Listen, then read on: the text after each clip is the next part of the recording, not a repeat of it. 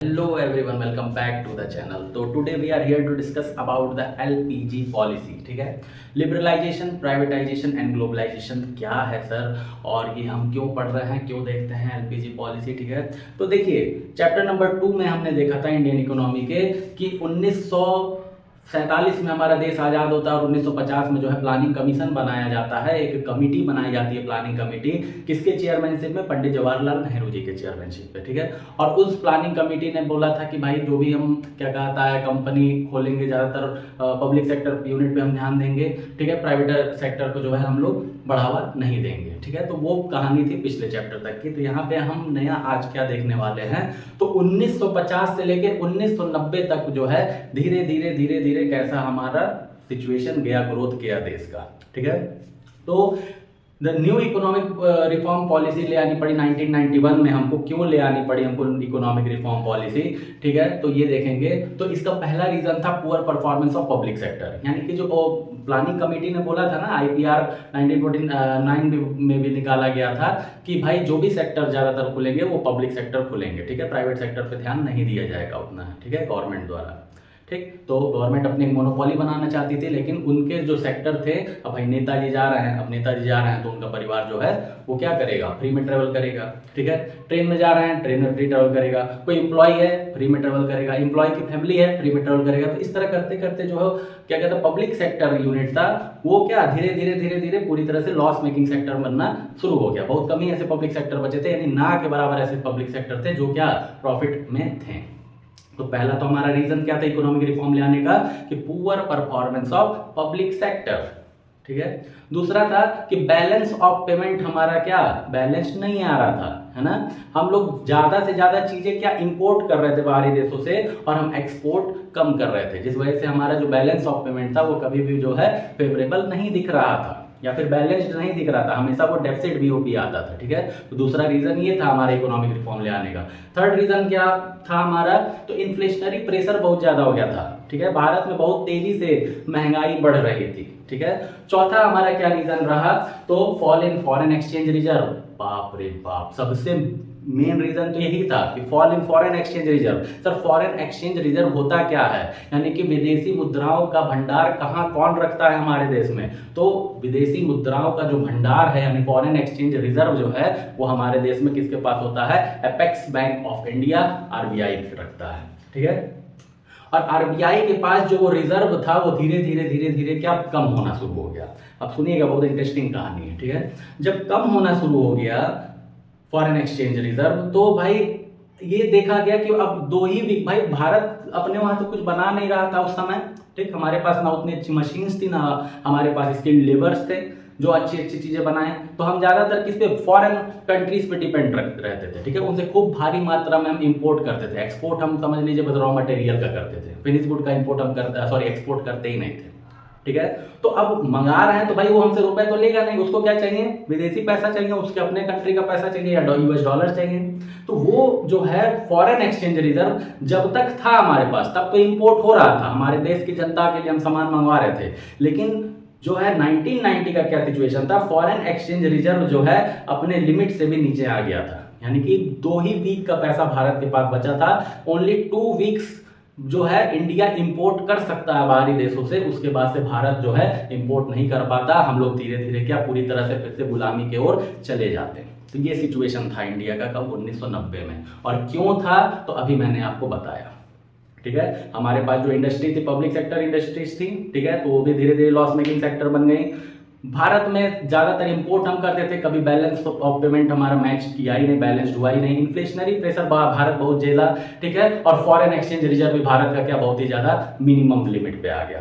ठीक है, तो सबसे बड़ा कारण इसका क्या था, इन सब चीजों का, भारत को इन सब चीजों से झेलने का, इनसफिशिएंट मैनेजमेंट. ठीक है, यानी कि अगर मैनेजमेंट नहीं अच्छा है तो फिर आप लाख कोशिश कर ले चीजें सही नहीं होंगी. तो वही चीज थी इंडिया के साथ भी कि फॉरेन एक्सचेंज रिजर्व जो हमारा कम हुआ वो किस वजह से कम हुआ, या फिर पब्लिक सेक्टर यूनिट जो है लॉस मेकिंग सेक्टर बन गया वो किस वजह से बने. तो इसके पीछे पूरा क्या क्या था, मैनेजमेंट, इनसफिशिएंट मैनेजमेंट. यानी कि मैनेजमेंट अगर अच्छा होता तो चीजें सही चलती, लेकिन मैनेजमेंट अच्छा नहीं हो पाया, जिस कारण ये सब चीजें जो है धीरे धीरे डिक्लाइन पोजीशन पे जाना शुरू हो गई. ठीक, तो अब जो है, अब देखिए सिचुएशन संभला कैसे उस समय, भाई हमारे पास तो अब पैसा है ही नहीं, ठीक है, यानी फॉरेन एक्सचेंज रिजर्व तो पूरा जो एडिक्वेट लिमिट होता है उससे डाउन हो गया। तो उस समय फाइनेंस मिनिस्टर थे हमारे डॉक्टर मनमोहन सिंह, जिनको हम ग्रेट इकोनॉमिक्स भी बोलते हैं, ठीक है। क्यों बोलते हैं उनको, उसके पीछे भी बहुत बड़ा रीजन है, ठीक है। तो जब भारत ऐसे सिचुएशन में था तो उस समय फाइनेंस मिनिस्ट्री की कमान कौन संभाल रहा था, डॉक्टर मनमोहन सिंह संभाल रहे थे, ठीक है। और डॉक्टर मनमोहन सिंह जाते हैं कहाँ पे, वर्ल्ड बैंक और इंटरनेशनल मॉनेटरी फंड यानी कि IMF के पास जाते हैं कि भैया हमको क्या दे दीजिए, लोन दे दीजिए, हमारा देश जो है इस सिचुएशन में फंसा हुआ है, हमारा फॉरेन एक्सचेंज रिजर्व जो है वो एडिक्वेट लिमिट से भी कम हो गया है, हमारा देश खतरे में है, हमको बचाइए, ठीक है। तो IMF और वर्ल्ड बैंक वाले बोले अच्छा ठीक है, बैठो बैठो बैठो, क्या हुआ है अच्छे से बताओ, पानी उन्हें ले आ दिए, बताइए क्या हुआ है। तो बताएं कि भाई ऐसा ऐसा है, हमको लोन चाहिए। बोले कितने का लोन चाहिए, तो अब सोचिए भारत उस समय कितने का लोन लेने गया था, $7 बिलियन का लोन मांगने गए थे। आज समझ में, डॉक्टर मनमोहन सिंह कितने लोन की डिमांड की उनसे, $7 बिलियन की डिमांड की है, जिसपे उनका क्या रिएक्शन था भाई। अब सोचिएगा, वर्ल्ड बैंक और इंटरनेशनल मॉनेटरी फंड ये ऐसी संस्थाएं हैं जो वर्ल्ड लेवल पे काम करती हैं, और वो इस देश जो है जो डूब रहा है यानी कि रहा था उस समय, उनको लोन देने के लिए तैयार हुआ, ठीक है। यानी कि दोनों संस्थाएं लोन देने के लिए रेडी हो गए, लेकिन 3 शर्त रखें, ठीक है। तो 3 शर्त क्या था, सबसे पहली शर्त उनकी थी कि आप भारत में जाएंगे और पब्लिक सेक्टर से जो भी रिस्ट्रिक्शन है, सॉरी प्राइवेट सेक्टर पे जो भी रिस्ट्रिक्शंस आप लोगों ने थोप रखा है उसको क्या करेंगे, खत्म करेंगे। भाई पहले रिस्ट्रिक्शंस थे, यानी कि ये बोला गया था कि जो भी इंडस्ट्रियां खुलेंगी वो ज्यादातर पब्लिक इंडस्ट्री खुलेगी, प्राइवेट सेक्टर को बढ़ावा नहीं देंगे अपने देश में। भाई प्राइवेट सेक्टर को बढ़ावा देने का मतलब प्राइवेट क्या करेगी, प्रॉफिट के लिए काम करेगी, और पब्लिक सेक्टर किस लिए काम करती है, सोशल वेलफेयर के लिए काम करती है। तो सोशल वेलफेयर से हमारे लोग तो समझ जाएंगे, लेकिन हमारे देश का विकास नहीं हो पाएगा। और इसी वजह से हम इस 40 साल में 1950 से 1990 में ये इस पोजीशन पे आ गए थे, ठीक है। तो उनका पहला शर्त यही था कि तुम अपने देश में जाओगे और क्या करोगे, public sector sorry private sector को भी बढ़ावा दोगे, उनके ऊपर जो तुम लाइसेंसिंग पॉलिसी थोप रखे हो या अदर जो भी तुम रिस्ट्रिक्शंस लगाए उसको बोलो पूरी तरह से रिमूव करोगे, और उनको भी जो है मौका दोगे बिजनेस ओपन करने का, ठीक है। ये थी पहली शर्त उनकी। दूसरी शर्त क्या थी उनकी कि जो भी आपकी सिक इंडस्ट्रीज हैं, यानी कि पब्लिक सेक्टर जो तुम 40 साल से चला रहे हो और नहीं चला पा रहे हो, वो धीरे धीरे बीमार कंपनी हो गई है, बहुत हैवी लॉस मेकिंग सेक्टर हो गया है, तुमको हर साल अपने फाइनेंशियल बजट से पैसा निकाल के उस कंपनी को संभालना पड़ रहा है, उसको तुम बेच डालो। किसके हाथों बेचोगे, उसको प्राइवेट सेक्टर के हाथों बेचो, ठीक है। तो यानी कि ये क्या किया गया, यानी कि अब बेचने के लिए बोला गया गवर्नमेंट को, यानी मनमोहन सिंह को, कि आप जो भी आपके पब्लिक सेक्टर जो लॉस मेकिंग सेक्टर है उसको किस हाथ में बेच दीजिए, आप प्राइवेट हाथ में बेच दीजिए, यानी उसका कुछ शेयर बेच दीजिए या 100% ओनरशिप बेच दीजिए, ठीक है। तीसरा क्या शर्त देखा गया, तीसरा शर्त था कि ट्रेड रिस्ट्रिक्शंस हटाओ अपने देश से, ठीक है। भारत पहले क्या ट्रेड रिस्ट्रिक्शंस लगा के रखता था कि भाई हमारी कंपनियां भी खुल रही हैं तो बाहरी देश को हम व्यापार करने नहीं आने देंगे, ठीक है, क्योंकि अगर वो अपना आ गया अपना सामान लेके तब तो हमारी कंपनी खुलने से पहले ही ताला बंद हो जाएगा, ठीक है। तो भारत जो है स्पेसिफाइड लिमिट तय करके रखता था देशों पे कि तुम देखो इससे इस यूनिट से ज्यादा नहीं बेच सकते हो हमारे देश में, और इसी तरह से भारत के लिए अदर कंट्री भी ट्रेड रिस्ट्रिक्शंस लगा के रखती थी, ठीक है, स्पेसिफाइड लिमिट तय कर देती थी या फिर हैवी टैक्स इंपोज कर देती थी, इस तरह के कई सारे ट्रेड रिस्ट्रिक्शंस लगा के रखती थी, ठीक है।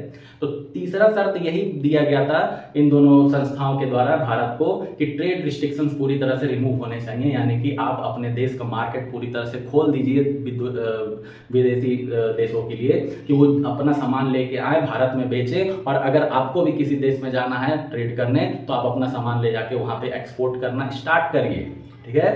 तो ये जो 3 शर्त था भारत में जो है डॉक्टर मनमोहन सिंह ने इन 3 शर्तों पे राजी हुए, ठीक है। और जब राजी हुए तब जाके भारत में $7 बिलियन का लोन आया, और उससे इतना ज्यादा जो है डेवलपमेंट हुआ, यानी कि इतना ज्यादा विकास हुआ कि आज हमारा देश इस पोजीशन पे आके खड़ा है, ठीक है। तो ये जो 3 शर्त दिया गया था इसी को 1991 इकोनॉमिक रिफॉर्म में ले आके किस नाम से लॉन्च कर दिया डॉक्टर मनमोहन सिंह ने, LPG पॉलिसी, यानी कि L फॉर लिबरलाइजेशन, यानी कि लिबरलाइज किस वजह से हुई है आप भाई, जो प्राइवेट सेक्टर पे आप रिस्ट्रिक्शंस लगा के रखे हैं लाइसेंसिंग पॉलिसी का, उसको पूरी तरह से हटाइए। दूसरा प्राइवेटाइजेशन, प्राइवेटाइजेशन मतलब कि जो आपकी बीमार कंपनी हो गई है पब्लिक सेक्टर यूनिट की, उसको प्राइवेट हाथों में उसका शेयर बेचिए, नहीं तो पूरी की पूरी कंपनी बेच के हटाइए। ठीक है, कोई प्राइवेट हाथ में जाएगा तो वो चीजें अच्छी करेगा, सुधारेगा और वो प्रॉफिट मोटिव के लिए काम करेगा तो वो कंपनी चला ले जाएगा। लेकिन आप सोशल वेलफेयर के लिए काम करेंगे हमेशा तो वो लॉस मेकिंग और ज्यादा होना शुरू होगा और अपने देश के बजट में का पैसा जो भी बजट है उसमें से हर साल जो है उस कंपनी पे आपको खर्च करना पड़ेगा बेफिजूल का। ठीक है, थर्ड था ग्लोबलाइजेशन। ग्लोबलाइजेशन मतलब कि पूरी दुनिया, पूरा जो वर्ल्ड है उस बाउंड्री लेस सोसाइटी बना देना, यानी कि तुम हमारे वहाँ आओ व्यापार करो, हम तुम्हारे वहाँ जाएंगे व्यापार करने। ठीक है, कई देश हमारे वहाँ आएंगे, अपना इंडस्ट्री ओपन करेंगे, हम और हमारे लोग जो है जाएंगे बाहर ट्रेड करेंगे। तो पूरी तरह से मार्केट को क्या बना जाना, ओपन इकोनॉमी बन जाना। ठीक है, भारत पहले क्लोज्ड इकोनॉमी था, उसको क्या सजेस्ट किया गया कि तुम ओपन इकोनॉमी बन जाओ। ठीक है, तो आया समझ में। तो 1991 इकोनॉमिक रिफॉर्म में एलपीजी पॉलिसी ये 3 शर्त दिया गया था डॉक्टर मनमोहन सिंह को, जिसमें उन्होंने एग्री किया था और $7 बिलियन लेके आए थे। आया समझ में। तो होप सो आपको समझ में आया सिचुएशन। तो आगे की बातें आगे लेक्चर में करेंगे।